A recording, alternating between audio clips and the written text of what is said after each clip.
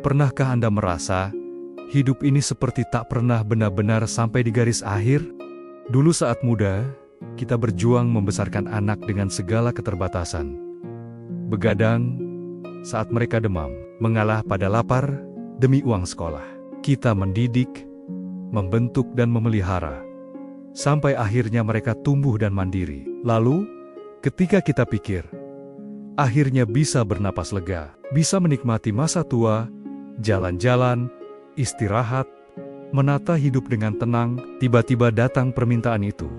Bu, tolong jagain anakku ya. Soalnya, aku kerja. Pak, kasihan si kecil, belum dapat tempat daycare. Mah, ini cuma sementara kok. Dan akhirnya, sementara itu jadi bertahun-tahun. Anda mulai bangun pagi lagi.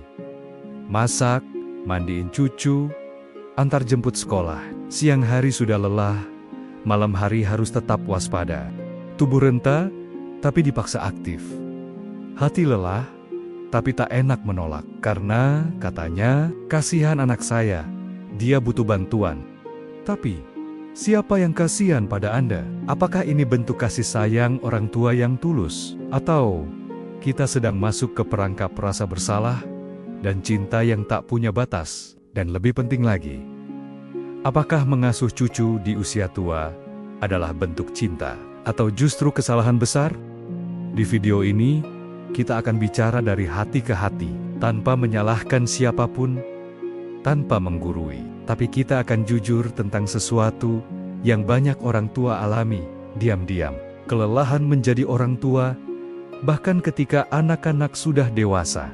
Jika Anda merasa relate, jika Anda pernah ingin bilang, saya juga ingin istirahat, tapi tak tahu caranya, maka Anda ada di tempat yang tepat. Mari kita mulai.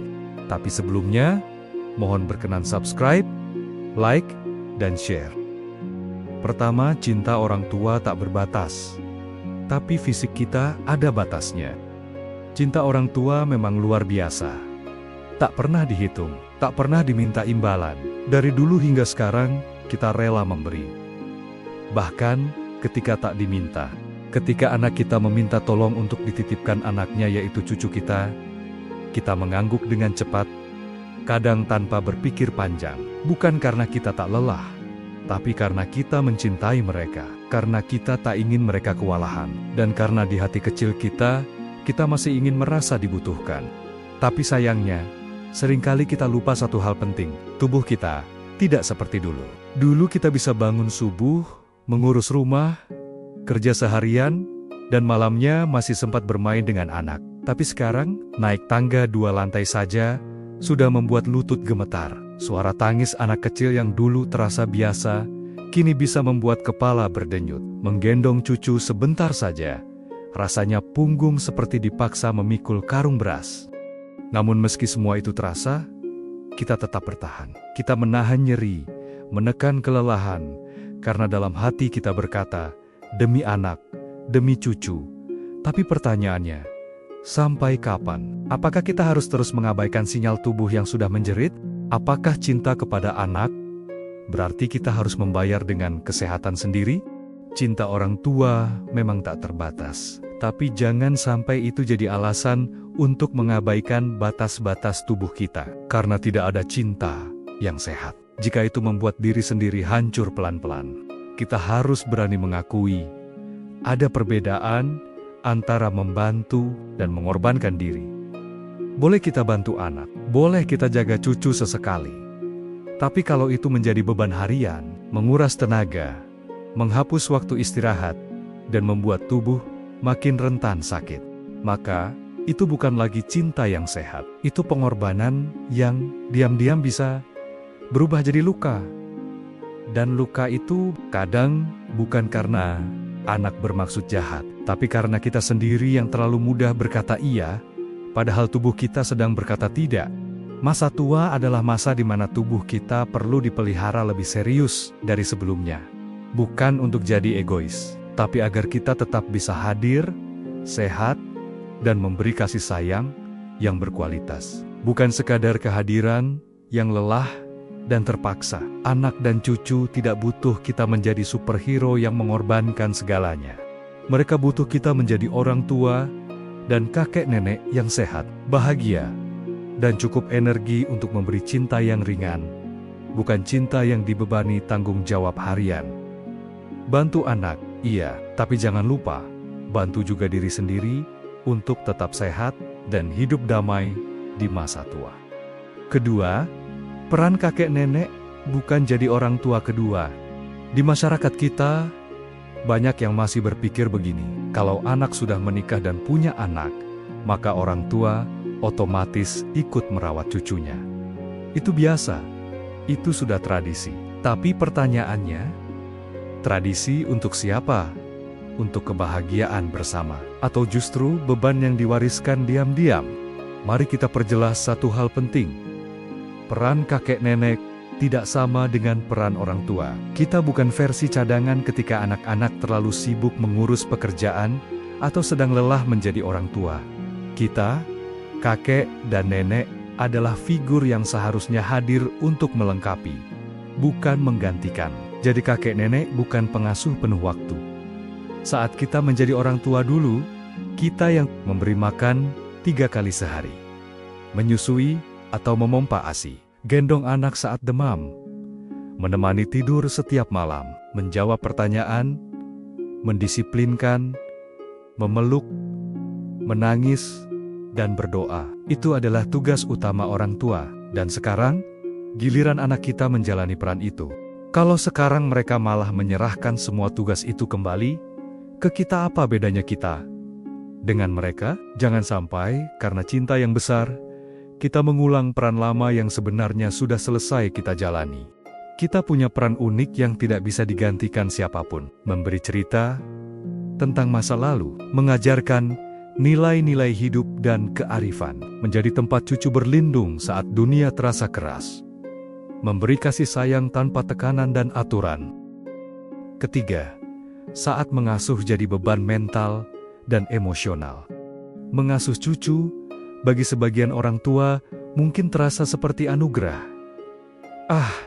Saya jadi merasa muda lagi. Cucu itu hiburan. Melihat dia tersenyum, hati ini adem. Dan memang benar, ada rasa hangat yang tak terganti saat tangan mungil cucu menggenggam jemari kita.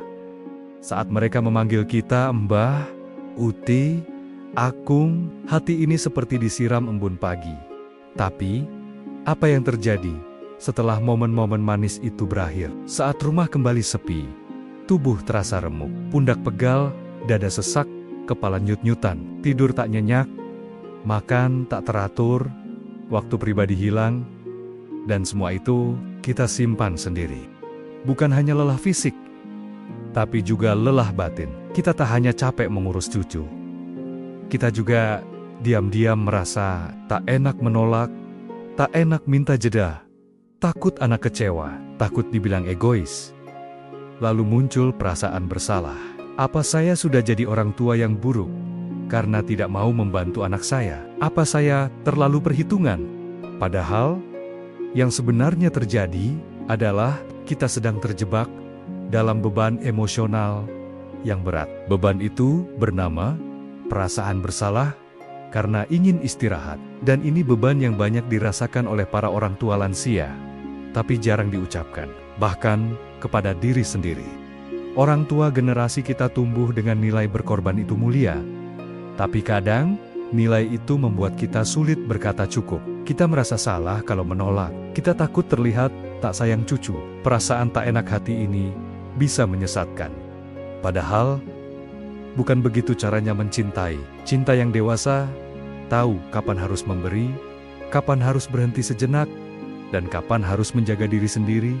Jangan biarkan rasa tak enak membuat kita terus menumpuk kelelahan fisik dan batin sampai pada titik di mana tubuh kita menyerah dan hati kita kecewa. Dan inilah titik ketika cinta berubah menjadi beban. Cucu yang seharusnya membawa kebahagiaan justru membuat kita merasa terjebak, bukan karena cucunya salah, tapi karena peran kita sudah melewati batas. Jadi, mulai hari ini, beranilah jujur pada anak, pada cucu, pada diri sendiri. Katakan, saya senang bermain dengan cucu, tapi saya juga perlu waktu untuk diri saya sendiri. Itu bukan keegoisan, itu kejujuran. Dan dari kejujuran, lahir hubungan yang lebih sehat, lebih saling memahami, dan lebih penuh kasih sayang yang utuh. Keempat, ketika anak terlalu bergantung dan lupa balas budi. Pada awalnya, semua terasa ringan. Kita bilang, iya, biar kamu bisa kerja tenang. Sudah, tinggalin aja cucunya di sini. Nenek senang kok, jagain. Tapi hari demi hari, bulan demi bulan, tahun demi tahun, rasa ringan itu berubah jadi rutinitas. Dan rutinitas itu berubah jadi beban. Yang awalnya cuma bantu jagain sebentar, akhirnya jadi full-time babysitter. Kita yang dulu hanya ingin membantu, tiba-tiba ditaruh dalam posisi bertanggung jawab penuh atas cucu. Dan perlahan, anak kita pun mulai terlalu nyaman bergantung. Kadang kita pikir, membantu anak itu bentuk cinta. Tapi kalau bantuan kita membuat mereka tidak belajar bertanggung jawab sebagai orang tua, maka kita sedang menurunkan beban itu ke diri kita sendiri. Anak yang dewasa adalah anak yang tahu batas. Anak yang matang adalah anak yang tidak terus-menerus menyandarkan hidupnya ke orang tuanya. Dan kita sebagai orang tua perlu belajar satu hal penting. Tugas kita sudah selesai. Kita sudah membesarkan mereka. Kita sudah mendidik mereka. Sekarang, giliran mereka berdiri di atas kaki sendiri. Bukan untuk menjauh, tapi untuk bertumbuh. Kelima, hak lansia, masa tua yang damai, merdeka, dan sehat. Di usia senja, kita berhak untuk tidur cukup, menikmati waktu sendiri, melakukan hobi, berkumpul dengan teman sebaya, beribadah, bersosialisasi, dan menjaga kesehatan. Jika semua waktu, tenaga dan perhatian tercurah ke cucu 24 jam sehari, di mana ruang hidup kita sendiri? Membantu itu mulia, tapi melupakan diri sendiri itu keliru. Penutup, cinta itu harus sehat.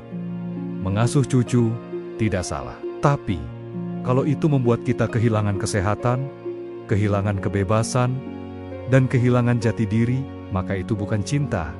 Itu pengorbanan yang berlebihan. Anak yang benar-benar menghormati orang tuanya tidak akan tega membebani mereka dengan tanggung jawab penuh waktu mengasuh anak mereka sendiri.